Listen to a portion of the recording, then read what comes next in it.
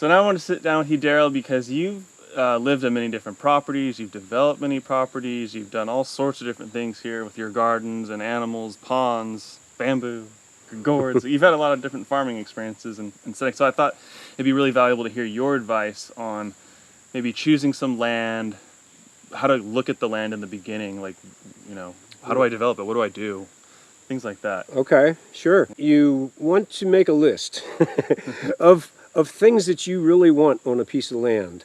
And then you need to prioritize that list and know that you're not going to get everything.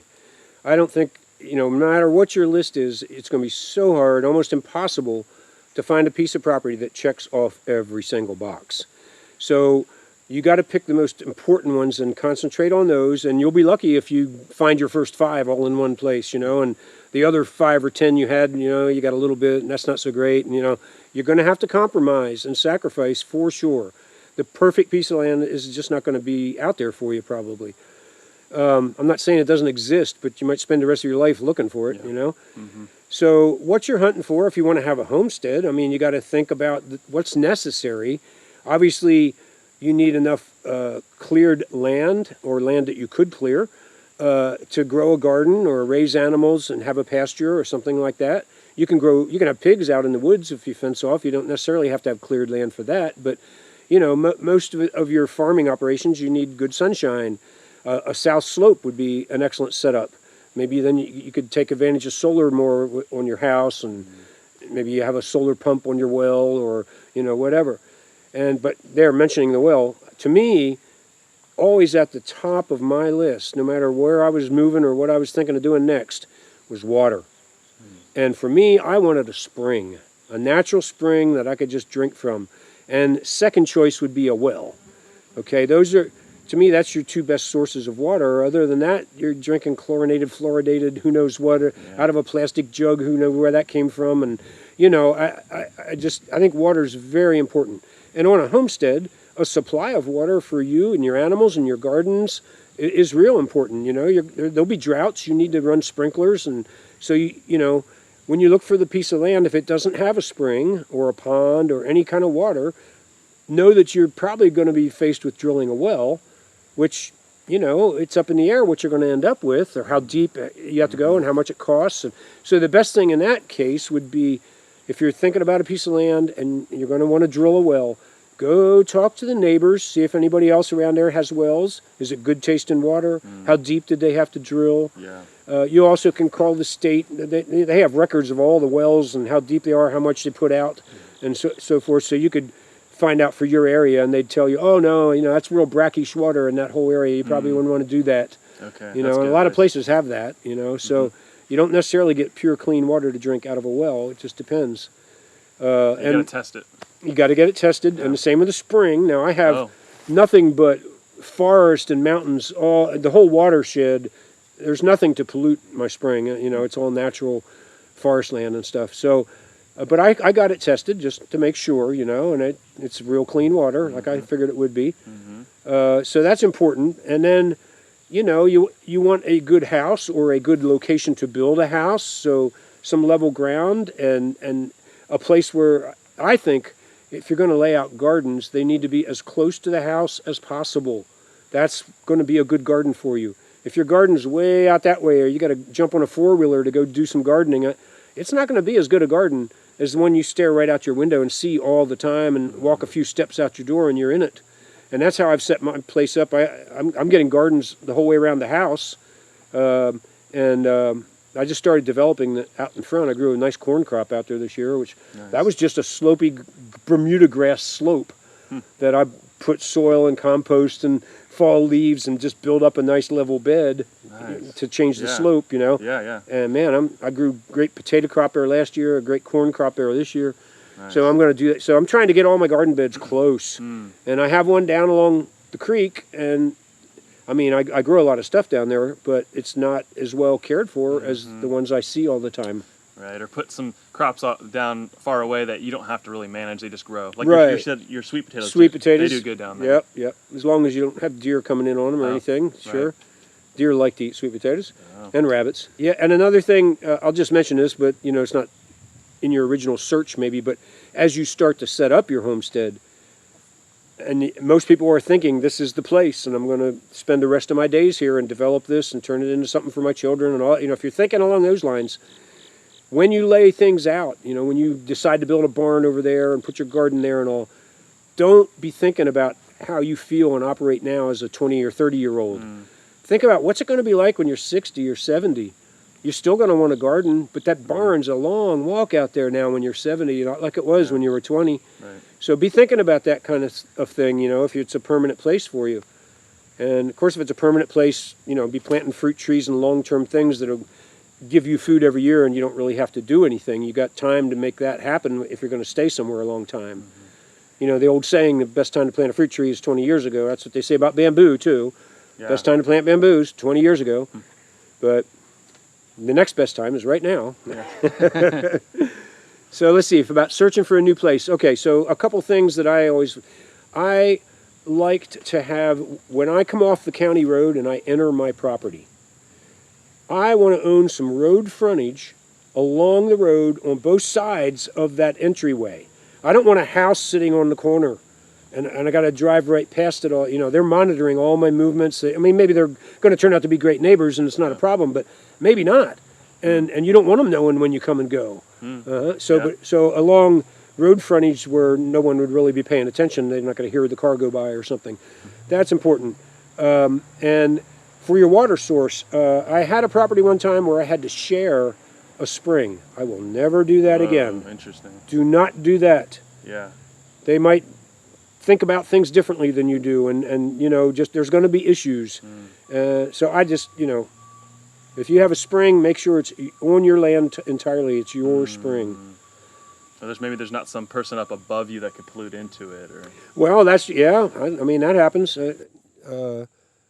Put in a big chicken operation, up above you, and that's that'd be bad. Oh yeah. So you got to watch that. You want to drive around the property and check the neighborhood and study maps to see what the watershed looks like and where things are coming from. So, get to know your area. If you can, stop and talk to some neighbors, get to know neighbors. Yeah. Really check the place out before you commit to it. There's a lot to think about. Just don't expect to get everything on your list. That's the main thing. And I experienced that too as we were looking for our homestead. And a lot of the states that a lot of people want to move to, it's gotten even harder to find this ideal property because so many people are now coming and looking. And so that may cause you to lessen your expectations a little bit more, or you may have to expand your budget a little further to get the property that you want. It's probably not the easiest time in America to buy land and do everything, but there's still plenty of time to get your homestead and start setting it up. Well, this time reminds me a lot of when I was 20 years, in my early 20s, in the early 70s, okay, and we were having hard economic times then. It was Jimmy Carter and... Yeah, they had the gas lines, we had the gas problem, and the economy, they had, well, I guess it was Nixon that did wage and price controls and things.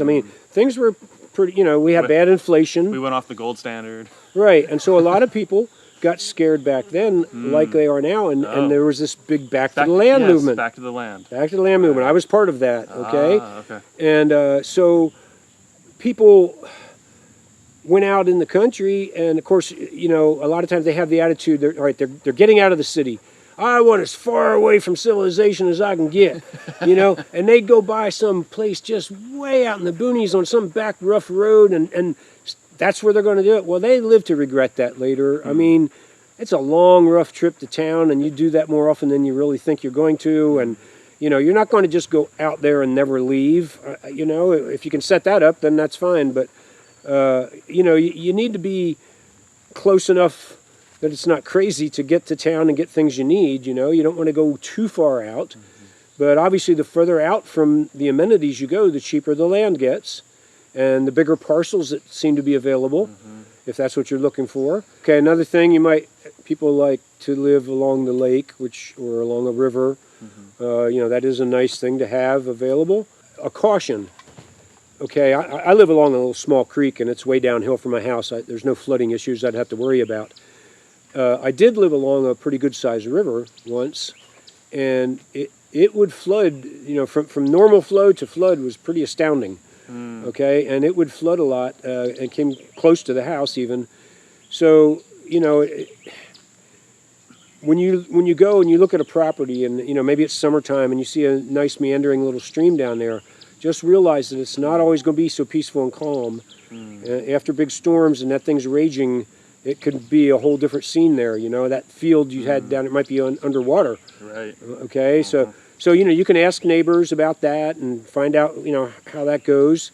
But all those, you got to take all that into consideration and try to go visit the property at different times of day.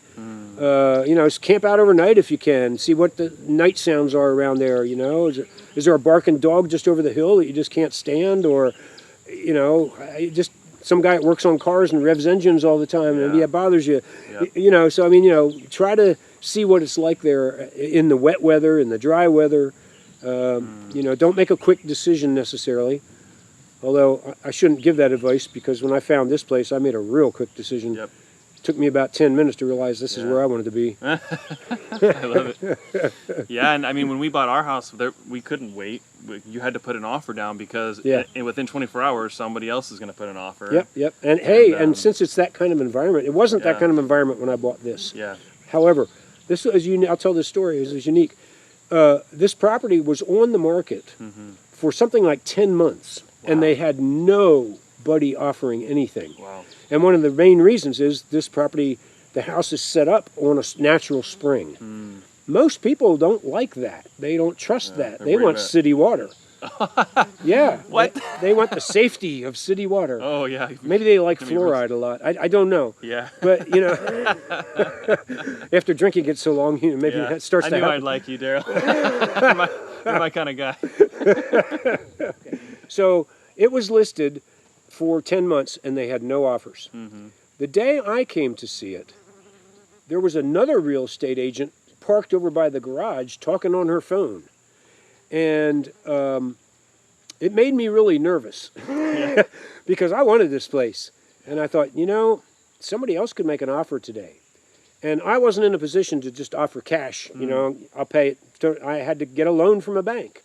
But back then, that's when, if you had a heartbeat, you got a loan. If you made $10 a week but told them you made $100,000 a week, they wrote that down and you got a loan. Wow. That's how it was back then. They were giving loans away to anybody, knowing that I was coming in with a disadvantage, because if this other person was going to make an offer the same day as me, and they were offering full price and cash, dang, I was going to be out. But I wanted this place so bad that I overbid $6,000. And back then, that's a lot of money. That was a lot of money, and I thought that would be enough to make them raise their eyebrows a little. It's like, okay, we can go with a sure thing, but we know loans are easy to get. We could go with this guy and make an extra $6,000, and that's what they did.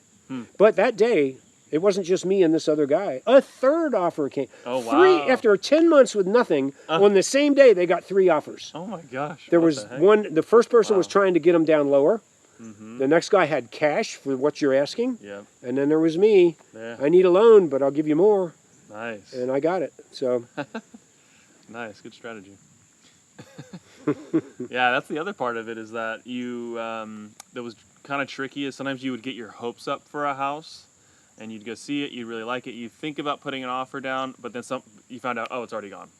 Yep. I guess it's hard, but you got to try not to get too emotionally invested, so you don't, in a hot market like this, it's. And if you're online looking at Zillow or someplace like that to study property, you can learn a lot about a property and see pictures of it and all, but they always look better online than when you go out and see them. I completely agree. I was blown away by that, the difference when you're actually standing there, because you can't get a sense of the slope and the.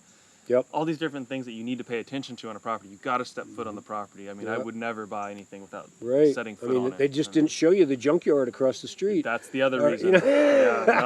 You can get some, especially if you're I'm in an unrestricted area. I could literally have a slumlord set up on my 4-acre field instead of sheep, and they couldn't stop me. Or I could put a chicken farm. Or anyway, so if that is, for me, I want that. I don't want anyone to ever be able to screw with me, and I'm willing to take the risk of having a neighbor that does something weird. But you need to know yourself. You may not want to take that risk. Maybe there's certain parcels that'll have some restrictions, like no chicken farms or no junkyards or something real gnarly. but I would stay way away from obviously an HOA Yep. or anywhere that's gonna have too many building permits or things like this. Right. Because that also is gonna bring in neighbors that want to micromanage. And typically when I see stories about people getting in trouble on their properties for not having building permits or they didn't follow all the rules, it's because a neighbor reported them. The government Yep. doesn't find out on their own. Right, You're getting right. reported by some bad neighbor. So Mm-hmm. neighbors are huge. And when I was finding my property, I went and I knocked on the door of a couple neighbors and talked to them Mm-hmm. and asked them some questions. And Good. are you cool with me shooting guns next door or whatever? Like Yeah. things that might bother them or Right. trying Right. to test No, them. a that's little. excellent to do that.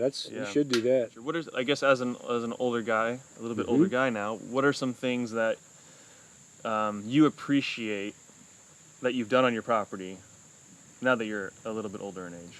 Right. Well, it was a pretty rough place here when I got here, just rock outcroppings and all that. So I've smoothed all that out and made nice trails. I can get up all of my terraces, just a nice little ramp sort of thing. And, the beds that are built up, at least at the front edge where I have the rock walls, that's a convenient thing when you're older. You don't have to bend over. I can stand on the path outside the rock wall and harvest my broccoli or, whatever I'm growing along the edge. So that's nice. I like that.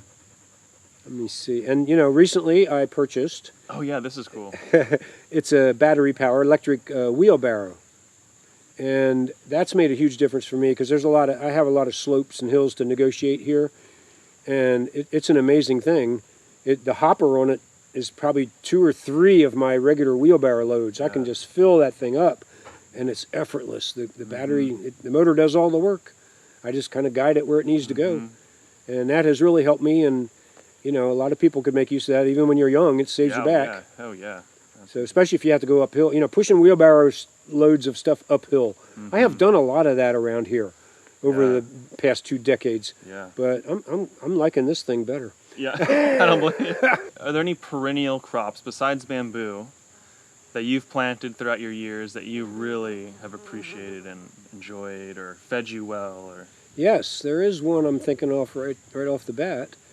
And it's also being accused of being an invasive, but it is Japanese wineberries. Wineberries, okay. Okay, it's sort of a raspberry-like cane.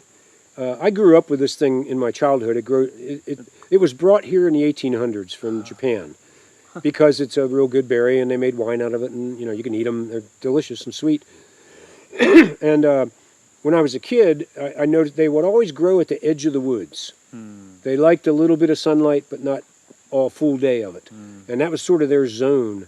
And so I could wander around, and if I wanted some wineberries, if it was in the season, I just knew I needed to go to the edge of the woods, and I could probably find some. So I grew up eating those things. And they have a distinctive red-colored cane and little fine jaggers, thorns sticking out of them.